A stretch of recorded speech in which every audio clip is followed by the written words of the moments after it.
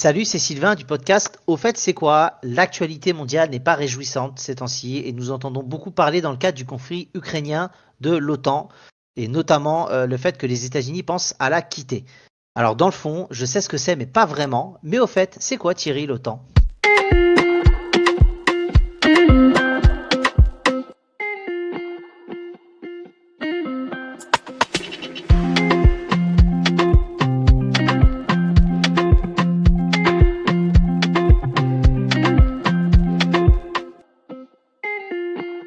Salut Sylvain, salut tout le monde. Et oui, parfois on est obligé d'aborder des sujets un peu moins joyeux que ce qu'on est amené parfois à faire, mais dans le cadre de notre podcast, c'est aussi le principal objectif. Alors, je vais commencer, comme souvent dans ces cas-là, par des définitions. Déjà, l'OTAN, donc c'est un acronyme qui signifie Organisation du traité de l'Atlantique Nord. On va pas rentrer évidemment dans tout le détail de l'histoire politique récente, etc.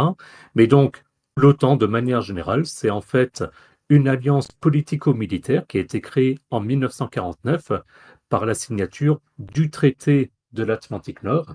Donc D'accord. 1949, on est post-Seconde Guerre mondiale. Et donc, c'est pour, on va faire simple, garantir une espèce de solidarité internationale. D'accord. Euh, Surtout que c'était, et on en parlait tous les deux avant le démarrage de l'épisode, c'était aussi au moment où commençait à démarrer la guerre froide. Ouais. Donc, c'était pour éviter finalement de se retrouver dans une situation comme quelques années auparavant avec la Seconde Guerre mondiale. C'est ça. Alors moi, Faisons je ça t'avoue que simple. je Oui. savais ce que signifiait l'acronyme, parce qu'on en entend beaucoup parler ces temps-ci, donc effectivement ça, je l'avais en tête. La période de création, je savais que c'était après-guerre, je ne savais pas que c'était 49. Moi, je m'étais renseigné également, effectivement, il parlait de la guerre froide et de ce contexte-là, donc oui, je te confirme tout ça. La chose que je me pose comme question, et peut-être que nos auditeurs se posent, quelle est la composition de l'OTAN en termes de pays? Donc, au niveau de la composition, bah, sans grande surprise par rapport à ce qu'on a dit, ça regroupe du coup des pays d'Europe et d'Amérique du Nord. Alors quand on dit Amérique du Nord, c'est enfin même pas principalement, c'est le Canada et les États-Unis. Le Mexique, par exemple, n'en fait pas partie Ok, parce qu'à l'époque déjà les relations entre les États-Unis et le Mexique étaient un petit peu tendues. Et le Mexique, c'est plus finalement l'Amérique centrale que l'Amérique du Nord. Donc ça, c'est pour la partie du continent ok, américain. Et pour l'Europe, donc c'est effectivement la majorité des pays d'Europe, en sachant qu'en 2024, l'OTAN compte 32 pays membres. Pour autant, il y a des pays comme la Suisse ou l'Autriche qui n'en font pas partie. Et la raison, elle est très simple, c'est que ces pays ont une histoire de neutralité et donc le fait de s'engager au sein de l'OTAN, par définition, leur ouais. enlève du coup leur neutralité.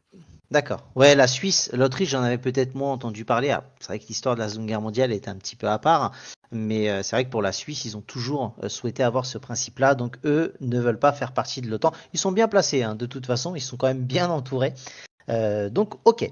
Alors, tu parlais tout à l'heure un petit peu en 49 de l'objectif. Est-ce que tu peux détailler un petit peu l'objectif principal de l'OTAN? Oui, alors le, le tout premier, j'ai envie de dire, et comme on disait, la raison même de création de l'OTAN, c'est d'assurer la sécurité collective de ses pays membres. Donc, on pourrait, j'aime bien dire, presque comme les mousquetaires, un pour tous, tous pour un, de dire s'il y a un seul des pays qui est attaqué, l'ensemble des pays à ce moment-là se mobilisent. Ouais. Et par conséquent, un second objectif, c'est de dissuader toute forme d'agression envers ses membres. Parce que Ouais, c'est c'est toujours dissuasif. pareil. Ah bah oui, forcément, si tu te dis je touche à, on va dire, la Belgique, et du coup j'ai l'ensemble de l'Europe, plus les États-Unis, plus le Canada qui peuvent intervenir, façon de parler, t'y réfléchis à deux fois avant de te lancer. Et puis Ok. du coup, donc il y a ce qu'on appelle aussi des consultations et des coopérations. Donc en fait, les membres se consultent et coopèrent sur des questions de sécurité et de défense. On va y revenir dans quelques minutes avec des dates clés pour des exemples concrets. Donc défense collective, D'accord. solidarité et dissuasion, et donc consultation et coopération. Ouais, c'est ça. Oui, c'est un moyen d'assurer la défense de tous en se disant, bah, on se regroupe, on est au plus grand nombre, et ce qui fait que, bah voilà, c'est un côté dissuasif en cas d'attaque. Donc, ça permet quand même de garder un statu quo de paix, même s'il peut y avoir potentiellement des tensions. Et c'est ce qui, à l'heure actuelle, on ne rentrera pas dans le détail, hein. On n'est pas là pour commenter, nous, l'actualité politique, mais vulgariser les termes que vous entendez, mais qui est un petit peu plus difficile aujourd'hui à maintenir. Voilà, et c'est pour ça que du coup, au niveau du rôle actuel, parce que on a la chance, en tout cas au sein des pays de l'OTAN, au moment où on se parle, de ne pas justement avoir de guerre. Donc on pourrait se dire, bah, il n'y a pas d'action de l'OTAN. Et en l'occurrence, si, parce qu'il joue un rôle crucial dans la sécurité internationale, et notamment face aux défis posés par, bah, malheureusement, le terrorisme, mais aussi la cybercriminalité et les tensions géopolitiques. Donc il n'y a pas que le côté armé, comme on peut l'imaginer, avec l'armée de terre, l'armée de l'air et les combats, etc.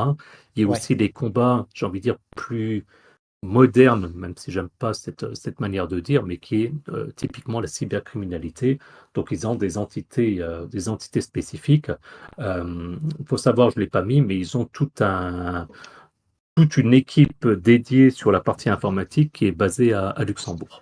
On ne dirait pas plus d'accord, que forcément après les terrains sont particuliers, mais d'accord. je suis passé pas loin il y a encore quelques jours. Bah, quand tu le dis et que tu l'expliques, rien que le principe de cybercriminalité, ça paraît logique. Mais c'est vrai que j'y avais jamais pensé. C'est-à-dire que là, je le découvre. Au moment où je le découvre, je me dis, oui, c'est normal, mais je ne le savais pas. Et je pense que beaucoup de gens, effectivement, n'ont en tête que le côté militaire, dans l'absolu. Ça avait été créé pour ça à l'origine, mais forcément Ouais, ensuite, ouais, bah, ça se développe, la bien sûr, société et le monde a évolué, et donc forcément la partie tech, on va dire, c'est inclus. totalement. Donc, tu nous parlais de dates clés tout à l'heure, Thierry. Donc, je te laisse bah, les citer. Si tu peux nous citer la première, ça doit être 49, à mon avis. Voilà, juste avant de rentrer dans le détail, alors l'objectif, c'est pas de faire un cours d'histoire, hein, ceux qui sont allergiques à l'histoire, ne coupez pas tout de suite, c'est juste justement pour montrer un petit peu l'évolution des missions de l'OTAN. Donc effectivement, 4 avril 1949, signature du traité de l'Atlantique Nord à Washington, qui marque donc la création de l'OTAN par 12 pays fondateurs. Ok. Comme on l'a dit, donc 12 pays, on est monté ensuite à 32. Donc voilà, ça a évolué au fur et à mesure, on ne va pas rentrer dans le détail. Malgré tout, en 1955, il y a l'adhésion de l'Allemagne de l'Ouest, et qui est par définition un événement majeur qui a contribué à la militarisation de la guerre froide, parce que du coup, en réponse à l'adhésion de l'Allemagne de l'Ouest, l'Union soviétique et ses alliés, ils ont signé le pacte de Varsovie, qui est une alliance militaire finalement concurrente. Ok. Ouais, Et c'est puis pour contrecarrer. accessoirement, oui, et puis si on se base aussi d'un point de vue historique, 1955, donc on est exactement 10 ans après la fin de la Seconde Guerre mondiale, l'Allemagne et les États-Unis, par définition, n'étaient pas alliés. Donc c'est quand même quelque part beau de se dire que 10 ans après, il y a l'Allemagne, les États-Unis et une partie de l'Europe qui créent donc un pacte commun. Exactement. Donc ça, c'est 1955. Après, je lis quand tu vas nous parler peut-être de la chute du mur de Berlin. Oui, parce que du coup, alors forcément, ça a continué à évoluer, etc.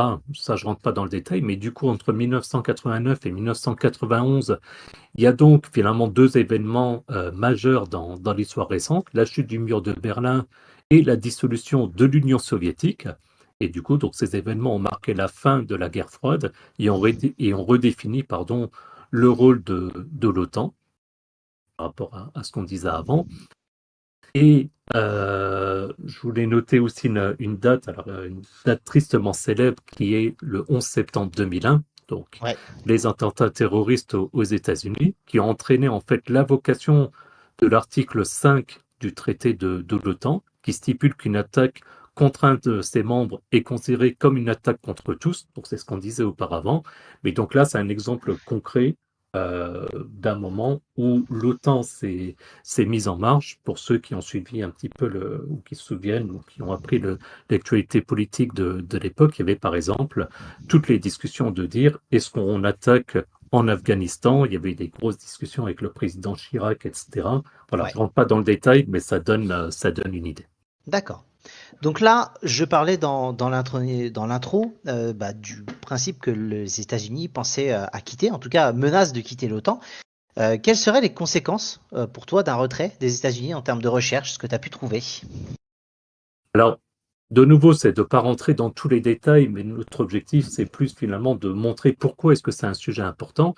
Déjà, c'est un sujet important sur un plan militaire, parce que forcément, ça générerait un affaiblissement de la dissuasion nucléaire. Les États-Unis, évidemment, ils jouent un rôle central dans la dissuasion nucléaire de l'OTAN, et leur Ouais, retrait donc pourrait laisser un vide et rendre l'Europe plus vulnérable, par définition. c'est la plus grande force de frappe nucléaire mondiale et je crois qu'elle est quasiment 10 fois supérieure que chaque pays européen, quasiment. De ceux qui ont les ogives nucléaires. Donc c'est vrai que c'est important par rapport à ça. Voilà, et un peu dans la même idée, ça générait aussi une réduction des capacités militaires, parce que les États-Unis fournissent une part importante des capacités militaires de l'OTAN, notamment en manière de renseignement, de logistique et de forces spéciales. Si vous suivez l'actualité, par exemple, par rapport à l'Ukraine, ça commence déjà à en parler par rapport aux services secrets, etc. À nouveau, je ne veux pas rentrer dans le détail, mais voilà, c'est un fait que c'est les États-Unis qui ont une grosse part de ce marché.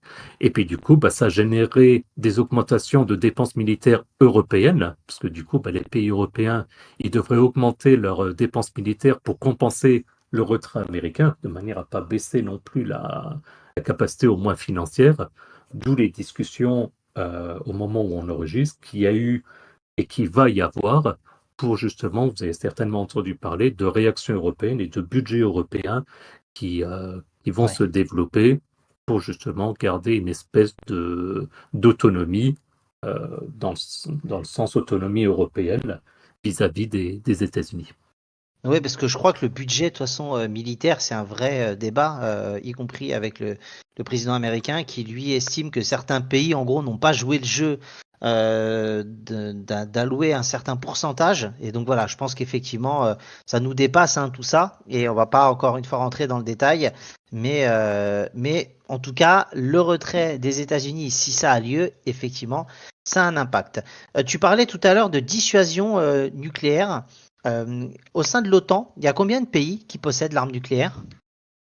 Parce que je me suis posé la question, et pour être honnête, j'en avais raté un. Donc, au moment où on se parle, il y a donc, on l'a dit évidemment, les États-Unis. Ouais, Il y a un deuxième pays où en général on le sait bien, je parle évidemment de la France, et il y a en l'occurrence le Royaume-Uni. Je dois avouer que j'avais zappé le Royaume-Uni, honte à moi.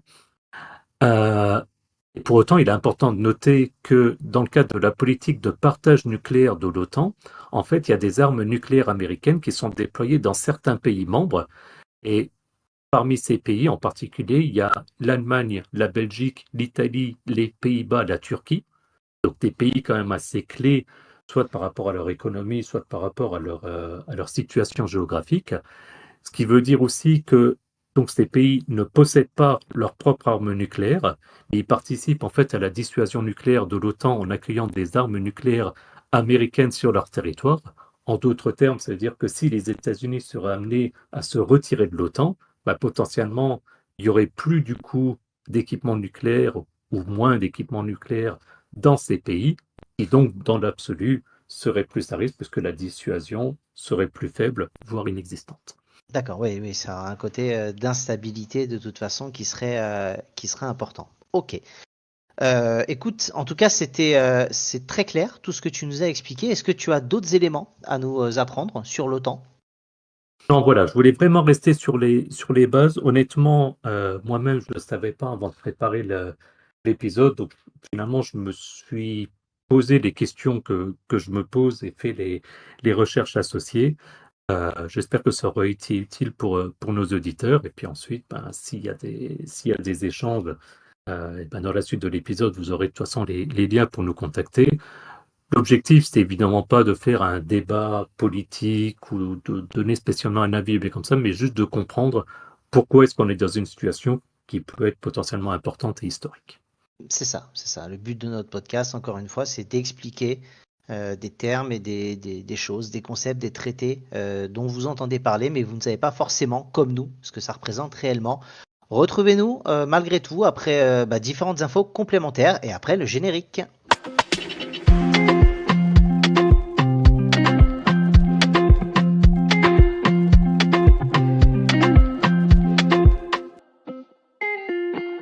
Et c'est Sylvain du podcast. Au fait, c'est quoi? Comme d'habitude, je vais vous parler de X, anciennement Twitter, qui est géré d'une main de maître par Thierry et qui nous fait vivre ça bien. Thierry, on peut quand même le placer que suite à un retour d'un de nos auditeurs, Romain, pour le citer, il y a peut-être une petite surprise qui va avoir lieu ces jours-ci. Absolument, il va y avoir une petite capsule qui va apparaître par rapport donc à l'épisode sur les marées. J'en dis pas plus. Romain du coup se doutera du sujet.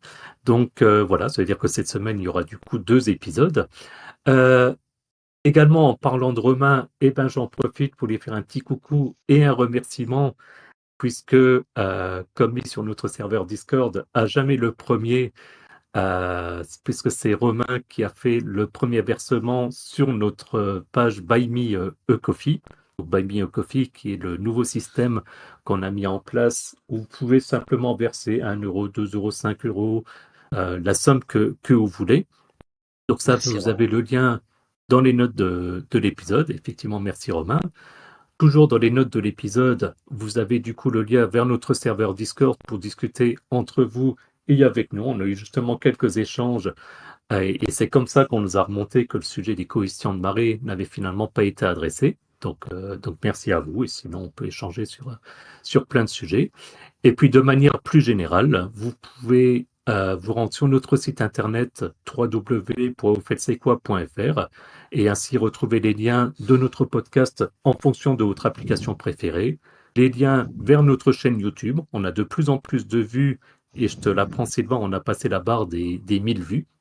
J'ai vu ça hier. Le lien vers notre compte X, anciennement Twitter, et puis le lien vers notre page Facebook où vous retrouvez à chaque fois les notifications des épisodes et où vous pouvez du coup commenter. Merci à tous, à plus dans le bus. Je finirai juste parce que Romain, je voulais faire un remerciement particulier parce qu'il nous a beaucoup aidé également dans la gestion et la création du podcast. Et donc, n'hésitez pas, il a une chaîne Reddit ActuTech et il a également un nouveau podcast Zik, Z-I-C, qui est sur de la musique. Vous pouvez y aller si vous souhaitez le financer, faites-le. Mais en tout cas, gratuitement, vous avez du bon contenu. Voilà, on fait pas de pub d'habitude, mais là, c'est de la pub gratuite, donc ça fait plaisir. Et tu as bien raison et encore merci à Romain.